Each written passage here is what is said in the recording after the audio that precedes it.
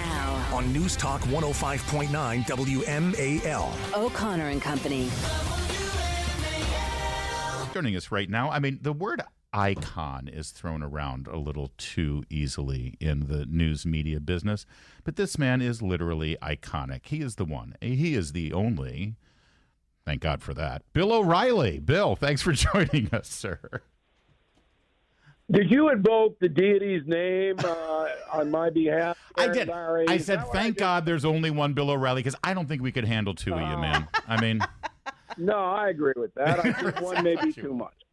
Now, the Killing series of books are absolutely fascinating, and you get into stories. Frankly, you get a different take on stories that are often told, and make people think a second time about what they know. And then sometimes you delve into stories that aren't told nearly enough, and that's this latest one, Killing the Witches. We all feel like we have an understanding of the Salem witch trials, but I don't think most people really do get what happened.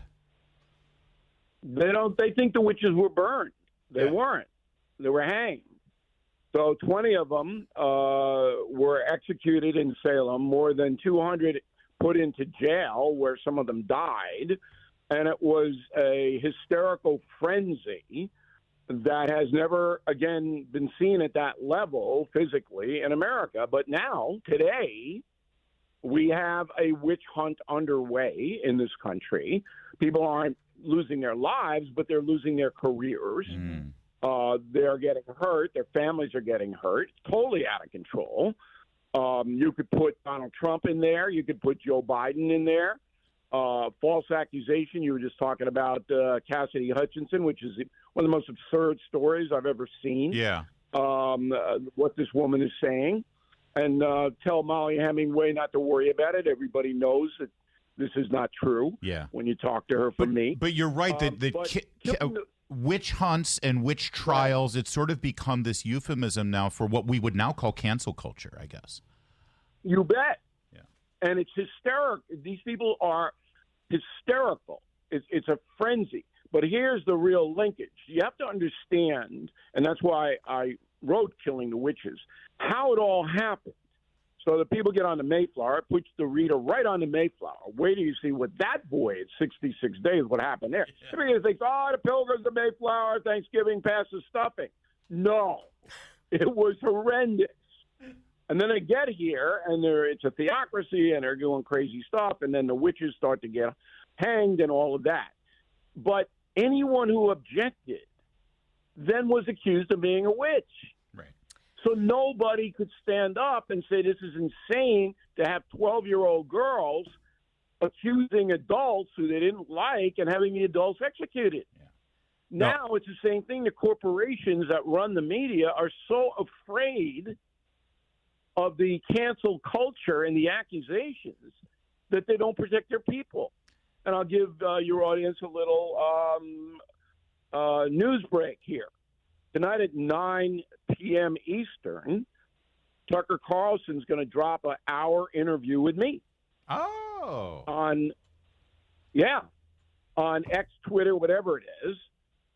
Competes with the Republican debate, but you can watch the X Twitter anytime you want. I understand. Just go to BillO'Reilly.com. We have a link to it. You just push a little button and boom, you're there. That's huge. He and I talk about this whole witch culture and the sustainable attacks, and that you can't stand up against them.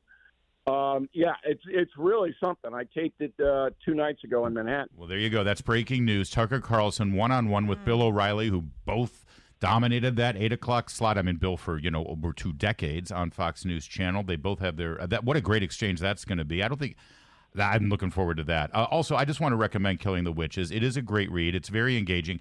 A fantastic story about Ben Franklin's journey to Philadelphia. And you don't know the story of Ben Franklin going to Philly. And there's also our friend William Peter Blatty, who used to live in Bethesda here and come on this program a lot, the author of The Exorcist. You have a fascinating story there, tying it all together with Killing the Witches. So well done, Bill. And it's a fun book. Yeah, I have just one quick question about the book.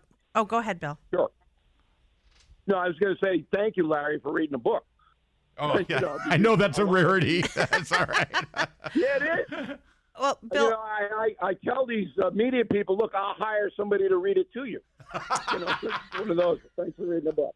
But Bill, you mentioned earlier, I think it was really fascinating. You talked about, 12-year-olds accusing adults and this sort of fever of these young kids and the damage that they did. And we saw that with Mao, with the Red Guards. And we're seeing it now with the left using children, whether it's school walkouts or gun control. They seem to understand the power of kids.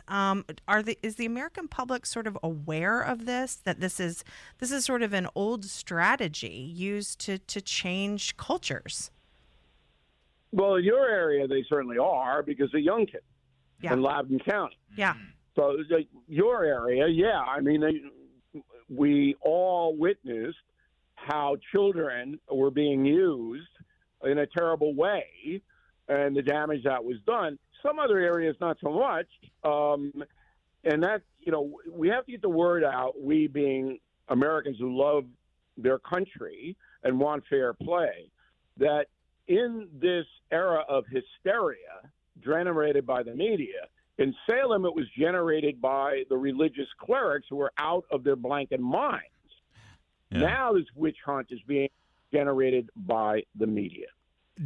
Bill, one last question, and I know this, you're going to laugh at my naivete, sure, but I want to say it anyway. The last time the Salem witch trials were used as an allegory for media and politics and hysteria, of course, it was Arthur Miller, The Crucible, and it was an allegory to the House Un-American Affairs Committee. And, and by the way, the so-called Red Square, there actually were communists working in the federal government. There were communists in Hollywood. It was a real thing.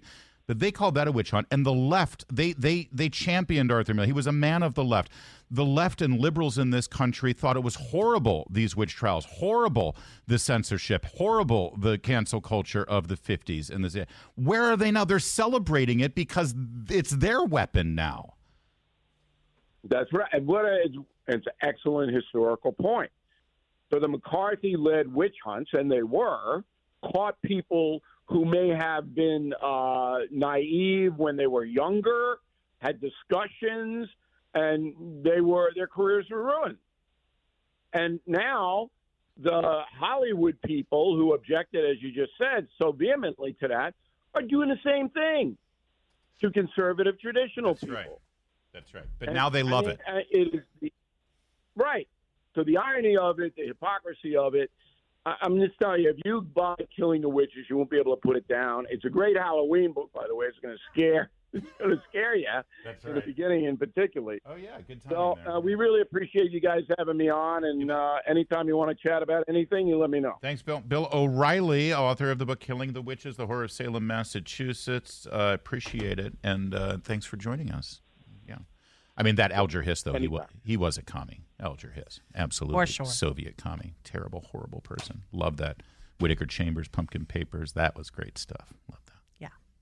In fact, you should read Witness, too. When you're done with this, read Witness. Absolutely. Everyone should read Witness.